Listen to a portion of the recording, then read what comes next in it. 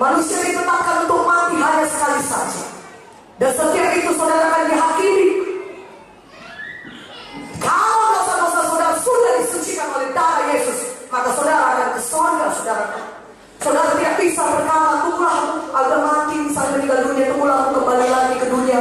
Aku mau percaya Yesus supaya aku bisa selamat, punya hidup. Tidak bisa, saudara. Ibrani 9:27 berkata, manusia ditetapkan untuk mati sekali saja. Tidak bisa diulangi kehidupan kita di dunia ini. Tidak bisa kita berkata, aku sama di dunia ini gak percaya sama Yesus, baliklah aku supaya aku bisa lagi nanti percaya kemudian aku besar. Tidak bisa. Saudaraku yang terkasih, hidup kita hanya sekali di dunia ini, dan kita ditetapkan untuk mati sekali saja. Biarlah sebelum kita mati, kita pasti ke surga. Katakan amin.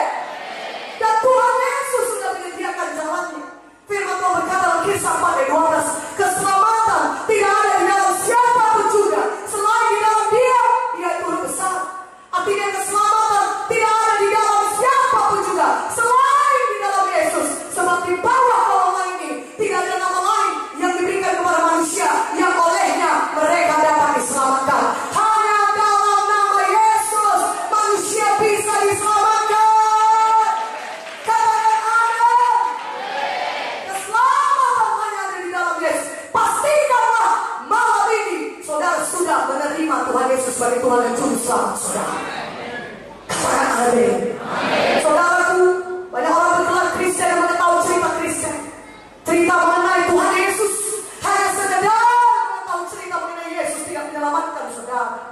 Saudaraku yang terkasih dalam nama Yesus, kita mungkin tahu Yesus lahir di Bethlehem. Pada umur 30 tahun dia mulai melayani dan tanda dan cahaya mujizat. Umur 12 tahun Tuhan Yesus sudah mengajari bagi Allah. Oh, dia lahir dari perawan Maria. Kita tahu ceritanya semua. Tapi sekedar mengetahui cerita tentang Yesus tidak memberikan keselamatan kepada kita. Bagaimana kita dapat diselamatkan? Kita harus buka hati kita. Dan kita mengundang Yesus masuk dalam hati kita dan menerimanya, percaya kepada sebagai Tuhan dan Juru Selamat kita, maka kita akan diselamatkan. Katakan amin. Bagaimana kita menerima Tuhan Yesus? Firman Tuhan berkata dalam Roma 9:10 menjelaskan kepada kita, barang siapa yang mengaku dengan mulutnya bahwa Yesus adalah Tuhan dan percaya dalam hatinya bahwa Yesus sudah dibangkitkan dari maut, maka dia akan diselamatkan. Karena dengan hati orang percaya dan dibenarkan, dan dengan mulut orang mengaku dan diselamatkan. Maka pada malam ini pastikanlah kita semuanya sudah menerima Tuhan Yesus dalam hati kita masing-masing. Kita sudah mengundang dia masuk dalam hati kita masing-masing. Katakan amin. Firman Tuhan berkata, bahwa siapa yang percaya dalam hati mengaku dengan mulutnya Yesus adalah Tuhan, maka dia akan diselamatkan. Dia bisa menerima hidup yang kekal. Dan hidup yang kekal adalah mujizat yang terbesar yang bisa saudara terima.